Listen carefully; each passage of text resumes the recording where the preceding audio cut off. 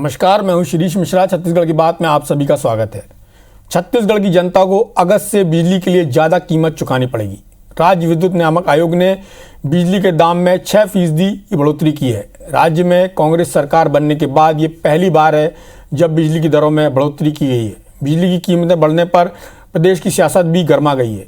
BJP और कांग्रेस इसके लिए एक दूसरे को जिम्मेदार ठहरा रहे हैं। देखते हैं एक रिपोर्ट, फिर करते हैं चर्चा।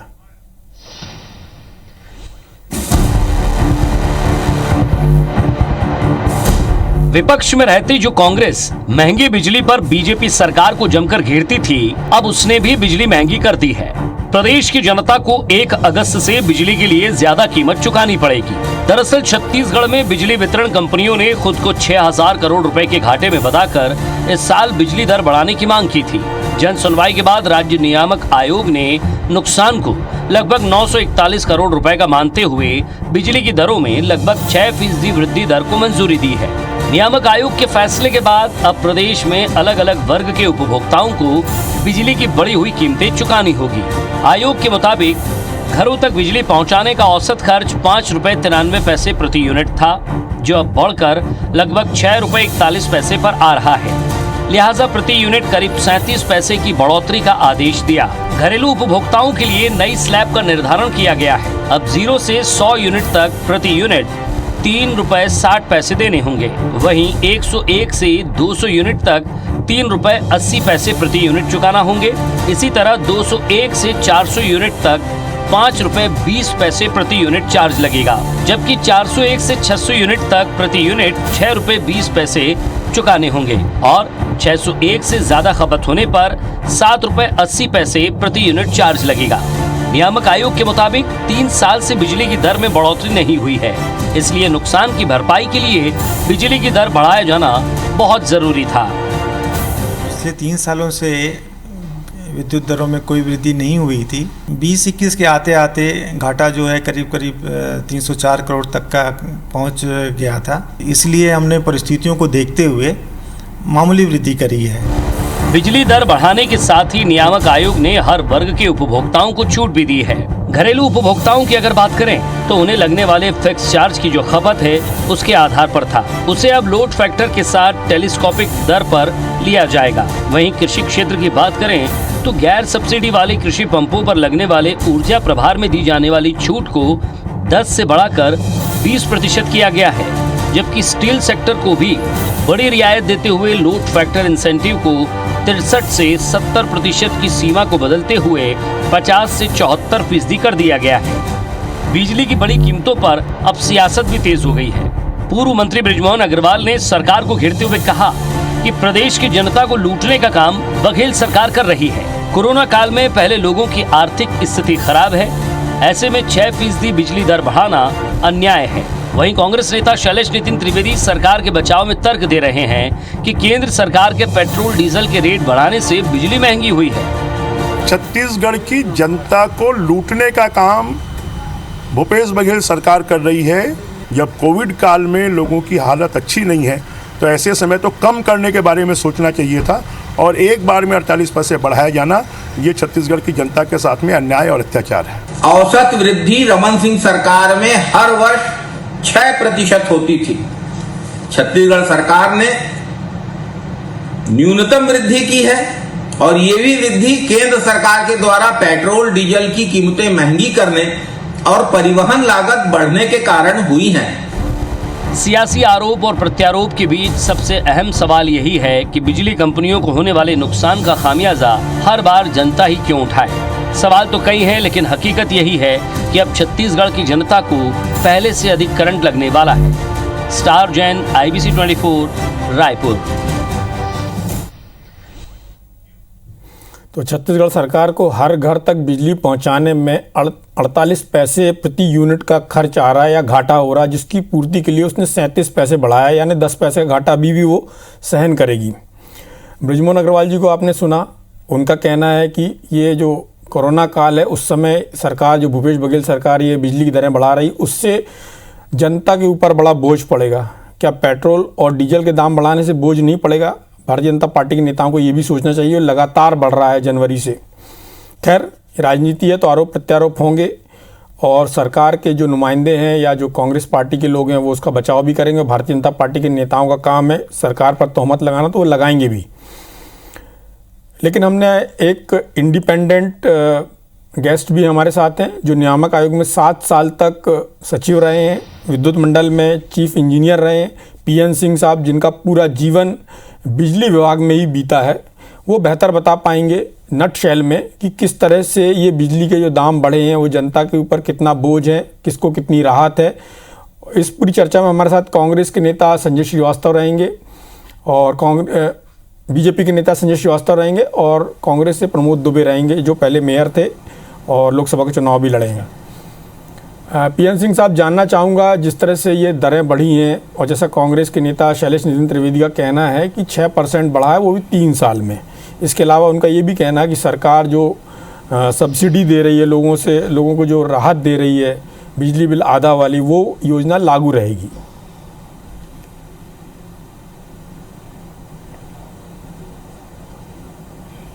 जी हेलो जी सिंह साहब, आपकी आवाज़ आ रही है? एक संक्षिप्त में जानना चाहूँगा पूरा लब्बो लुआब ये जो बिजली की दरें बढ़ी हैं। हाँ, आ रही है जी।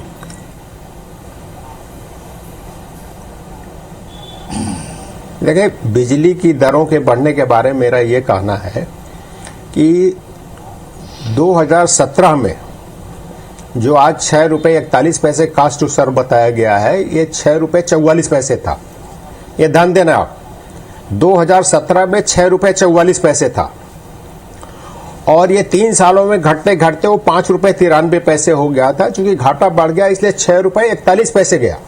3 पैसे अभी भी 17 के रेट से कास्ट टू सर्व कम है। ये ध्यान देने की बात है। इस दौरान ये भारत सरकार की रिपोर्ट है, ये भारत सरकार रिपोर्ट है कि ग्रीन सेस कोयले पर 50 रुपया टन लगता था, अब वो बढ़ के 400 रुपया टन हो गया है। कोयले की कीमत में 25% इजाफा हुआ है और कोयले की ढुलाई के खर्चे में 40% इजाफा हुआ है। भारत सरकार की रिपोर्ट है ये 4 सालों में। तो जब इतना बढ़ने के बाद भी बिजली के रेट अभी भी 2017 के मुकाबले 3 पैसे कम है प्रति यूनिट कास्ट टू सर्व, तो इसको अच्छा माना जाए कि बुरा माना जाए? मैं किसी पार्टी की बात नहीं करता। कोयले के दाम बढ़ रहे हैं, डीजल पेट्रोल के दाम बढ़ रहे हैं, गैस के दाम बढ़ रहे हैं और फिर भी बिजली का रेट आज भी 3 पैसे 2017 के मुकाबले कम है। तो ये तो माना जाएगा नहीं कंपनियों ने ठीक ढंग से काम किया है, ये तो माना जाएगा। अब दूसरी बात, जो कंपनी जो रेगुलेटरी कमीशन ने भेजे ऑर्डर दिया उस पर मैं बता रहा हूं कि डोमेस्टिक में इन्होंने थोड़ी सी गड़बड़ कर दी।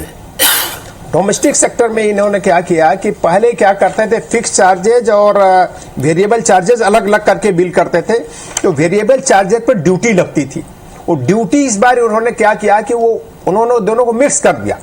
कहने को रेट 3 रुपये 40 पैसे से 3 रुपये 60 पैसे होगा 100 यूनिट तक का, लेकिन ड्यूटी जो है वो बढ़ गई उस पर, तो कंज्यूमर की जेब से ज्यादा पैसा जाएगा। तो इससे क्या हो रहा है कि ड्यूटी का पैसा कंपनी को नहीं मिलता, वो सरकार खजाने में जाता है। तो इसकी वजह से डोमेस्टिक कंज्यूमर्स के जो एक्चुअल टेरिफ है वो 6% नहीं बढ़ा है। एक करीब इसका ड्यूटी की वजह से इसका इंपैक्ट 17% जा रहा है। और सेगमेंट में तो ठीक है, लेकिन डोमेस्टिक में इतनी बढ़ोतरी थोड़ा कंज्यूमर के जेब से जाएगा, भले कंपनी को पैसा न मिले। कंपनी जो ड्यूटी वाला पैसा है जो 500 करोड़ रुपए आएगा इस बढ़ोतरी से, ये सीधे सरकार के खजाने में जाएगा। अभी कमीशन ये बोलता है, अपने ऑर्डर में ये बोलता है कि the primary object of the commission is to protect the interest of the consumer and at the same time insuring the recovery of the reasonable and justified cost of the utilities. तो न पैसा utility को मिल रहा है, न consumer के जेब से जा रहा है, वो तो सरकार खजाने में जा रहा है। तो इसको तो प्रोटेक्ट करना नहीं चाहिए। कमीशन आज भी अपने उस ऑर्डर को मॉडिफाई कर दे, अभी जो आज निकाला है इसमें थोड़ा सा मॉडिफिकेशन कर दे। तो ड्यूटी वाला पैसा अगर 500 करोड़ रुपया बच जाएगा तो हकीकत में इनका जो सो कॉल्ड बोलते हैं कि हमने टेरिफ 6% बढ़ाया, उसी के पास आ जाएंगे। हकीकत में डोमेस्टिक कंज्यूमर की जेब से 17% पैसा एडिशनल निकलेगा ड्यूटी कर। अच्छा सिंह साहब, जो सरकार ने विद्युत और जो सेगमेंट में है थोड़ा सा जैसे जी जो बिजली बिल आधा वाली बात सरकार की, तो उससे भी तो कंज्यूमर को फायदा हो रहा है। जैसा कि शैलेश नितिन त्रिवेदी का कहना है कि 3 साल में करीब 1800 करोड़ रुपए का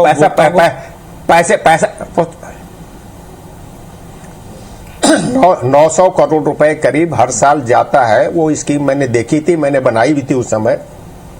वो पैसा तो कल भी मिल रहा था, परसों भी मिल रहा था, तो आज भी मिलेगा। उसमें कौन सी कमी हो रही, उसकी बात नहीं कर रहा मैं। केवल ये बात कर रहा हूं कि कमीशन ने अपने ऑर्डर निकालते समय अगर वो स्लैब को जैसा पहले चलता था कि फिक्स चार्ज अलग रखो, वेरिएबल चार्ज अलग रखो, तो ड्यूटी का पैसा जो सरकार के जेब में जा रहा है वो कंज्यूमर के जेब से नहीं जाएगा। और सरकार को 1 लाख करोड़ रुपए में 500 करोड़ रुपए से क्या फर्क पड़ने वाला है। लेकिन अगर वो पैसा घुमा फिरा के आप डोमेस्टिक डिस्ट्रीब्यूशन कंपनी को दे दीजिए तो उसको फायदा होगा, उसकी सेवाओं में अंतर पड़ जाएगा। चलिए, हमारे साथ संजय श्रीवास्तव जी भी हैं। संजय जी, जैसा कि शैलेश नितिन त्रिवेदी जी का कहना है कि आपकी सरकार ने 15 साल में 90% वृद्धि की है और अभी तो इस सरकार ने 6% की है। हालांकि सिंह साहब का कहना है कि वो मिला के 17% हो जाता है। इसके अलावा जो बिजली बिल आधा स्कीम है, फिर भी आपकी पार्टी जिसने लगातार पेट्रोल डीजल कीमत बढ़ा रही है, वो कैसे बोलती है कि छत्तीसगढ़ सरकार बिजली की दरें बढ़ा रही, जबकि सब चीज़ ट्रांसपोर्टेशन, जैसा कि सिंह साहब ने रिपोर्ट भी दिखाई, कोयले के दाम कितने बढ़ गए, कोयले का ट्रांसपोर्टेशन कितना बढ़ गया, अन्य चीज़ें किस तरह से बढ़ गई, उसके बाद भी यदि सरकार ने केवल 6% बढ़ाया है और यदि सिंह साहब की बात को मान भी ले 17%, तो भी उस अनुपात में कम है, जैसा कि उनका कहना है कि जो दरें हैं वो 2017 से अभी भी कम है।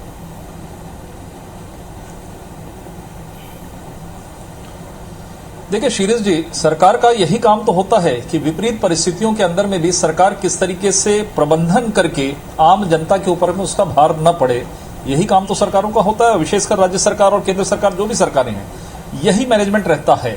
नहीं तो जितना हमको महंगाई बढ़ रही है, हम पूरा यदि कंज्यूमर पर डाल दें तो सरकार चलाने का विषय क्या रहा है।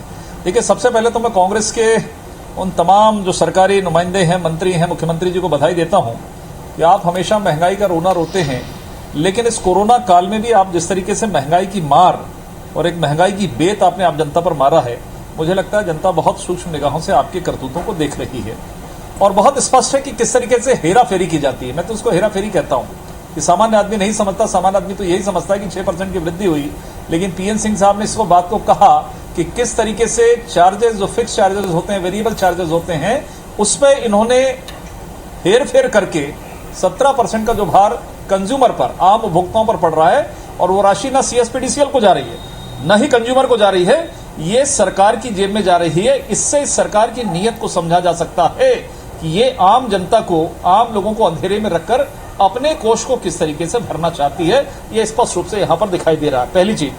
दूसरा विषय, बात ये नहीं है, हर सरकार का अपना एजेंडा होता है, चुनाव के पहले होता है, और जिस तरीके से सरकार ने वादा किया था ना, हमने नहीं किया था, सरकार ने वादा किया कि हम 400 यूनिट, 400 भी नहीं कहा था इन्होंने, कहा था कि हम बिजली बिल हाफ कर देंगे। मेरे सामने इनका जन घोषणा पत्र रखा है। खैर देखिए, वो तो वोट बटोरना था, सरकार बनाना था, इन लोगों ने कर दिया, कोई दिक्कत की बात नहीं है। 400 यूनिट करें। अब 400 यूनिट भी ये शक नहीं रहे हैं कि किस तरीके से हम 400 यूनिट दे तो दिए, लेकिन हमारे सामने प्रश्न चिन्ह खड़े हो रहे हैं, तो अब किस तरीके से हम इसकी दरों को बढ़ाकर, और जिस तरीके से वेरिएबल और जो फिक्स चार्ज की बात पीएन सिंह साहब ने किया, किस तरीके से हेरा फेरी करके कि सामने चित्र तो 6% का दिख रहा है, लेकिन अतिरिक्त 11% राशि उस वितरण कंपनी को, सीएसपीडीसीएल की मजबूती के लिए नहीं, ये सरकार के खाते में जाए ताकि ये आने वाले समय के अंदर में बंदर बांट करे। शीरिष जी, कैग की रिपोर्ट सामने आई है और इससे बदतर स्थिति किसी सरकार की नहीं हो सकती कि जो पिछले वर्ष 18-19 में जहां हम सरप्लस में थे लगभग 680-690 करोड़ में, वो लगभग 9,000 करोड़ घाटा।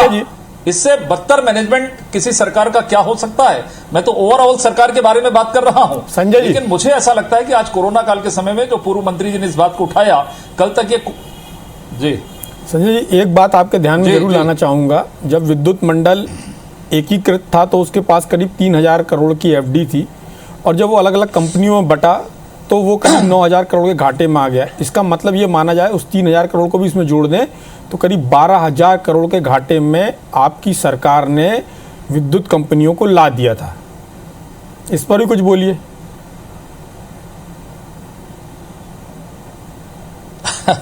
देखिए, ऐसा है कि आज जब जिस विषय पर चर्चा हो रही है, टैरिफ, उसके बाद अध्ययन करके मैं आपको पूरी जानकारी दे दूंगा, कहीं दिक्कत की बात नहीं। हम 15 वर्ष तक सरकार में थे, 15 वर्ष 2003 में हमें क्या टैरिफ मिला, हम 2018 में जब गए तो क्या टैरिफ रहा, अभी जैसे सिंह साहब ने कह रहे थे, उन्होंने कहा ना, बहुत अच्छी बात, कांग्रेस के लोगों को अच्छी लग रही होगी कि भैया उस समय कम था, उससे भी आज 3 पैसे कम है।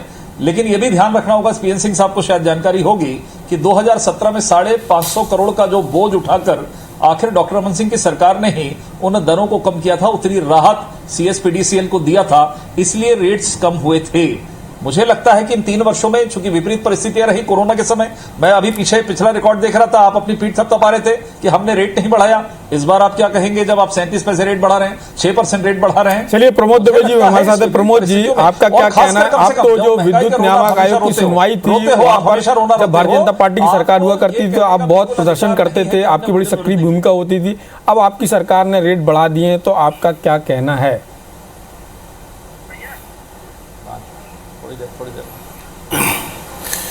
डॉक्टर साहब, सबसे पहले मैं धन्यवाद भी देना चाहूँगा पीएन सिंह जी को और आपको कि सारी रिपोर्टें देखने के बाद उन्होंने कहा कि मामूली वृद्धि हुई है, और ये मामूली वृद्धि आज के समय में लोग उठाने को मानसिक रूप से तैयार हैं, क्योंकि उनको लग रहा है कि वर्तमान में जो डेवलपमेंट चल रहा है, बिजली में जिस प्रकार से एक क्रांति आई है, उन जगहों पर भी जहां अंडरग्राउंड हम बिजली लगा रहे हैं और तारों को अंदर करने का काम कर रहे हैं, 21वीं शताब्दी की ओर हम जा रहे हैं, और एक डेवलपमेंट जो है वो व्यवस्थित प्लान के तहत लोगों को अच्छी बिजली मिले और लाइन लॉस कम से कम हो। ये सरकार का पहला प्रयास है ईमानदारी से। और इसके चलते जिस प्रकार से संजय जी की बात मैं सुन रहा था, तो सूपा हंसे तो हंसे, छलनी जिसमें 100 छेद हों, वो अगर कहीं आज के तारतम्य में अगर बात करें, 2533 प्रकार के वस्तुओं के दाम बढ़े हैं केवल डीजल और पेट्रोल के वृद्धि से, और 67 रुपये से अगर 100 रुपये कहीं पेट्रोल के दाम आज हो गए, तो आदरणीय बृजमोहन अग्रवाल जी शायद सरकारों में फ़र्क करना भूल गए। वो शायद केंद्र सरकार के बारे में कहते कहते राज्य सरकार के बारे में कह डाले होंगे। लेकिन जिस प्रकार से आप बात कर रहे थे, इन 27 माह में 39 लाख परिवारों के 1822 करोड़ रुपए की बिजली हाफ किए गए हैं। ये एक बड़ी चुनौती थी, और आज चाहे मध्यम वर्गीय परिवार हो, चाहे वो बड़े आदमी हो, चाहे गरीब आदमी हो, ये पहले भारतीय जनता पार्टी की सरकार में जब बिजली बिल आता था तो केवल वो बिजली बिल पटाता था, इसके अलावा उसको परिवार चलाने के लिए बहुत सारी दिक्कतों का सामना करना पड़ता था। आज कमोबेश वो स्थिति नहीं है, और आप देखिए 20 से 30 पैसे की मात्र बढ़ोतरी हुई है। अगर हम बढ़ोतरी की बात करें तो टैरिफ वाइज अगर कहीं 100 यूनिट में आज जो आदमी बिजली बिल 340 रुपये पटाता था, वो 380 रुपये पटाएगा। 200 यूनिट में अगर कहीं 700 रुपये बिल पटाता था, तो 780 रुपये बिल पटाएगा। तो कुल मिलाकर के ये जो राज्य कोष में भी जो पैसे आएंगे, वो भी देश के या प्रदेश के या छत्तीसगढ़ के या शहरों के विकास कार्यों में लगाए जाएंगे। जिस प्रकार से आदरणीय नितिन गडकरी जी कहते हैं कि पेट्रोल डीजल के दाम अगर बढ़ते हैं तो निश्चित रूप से सड़कें अच्छी बनाने के लिए वो खर्च किया जाता है। नितिन गडकरी जी तो बड़ी राशि लेकर के ये विकास वक्त अभी एक ब्रेक का है, ब्रेक के बाद फिर से हाजिर होते हैं। पीएन सिंह साहब कुछ कहना चाह रहे थे। सिंह साहब,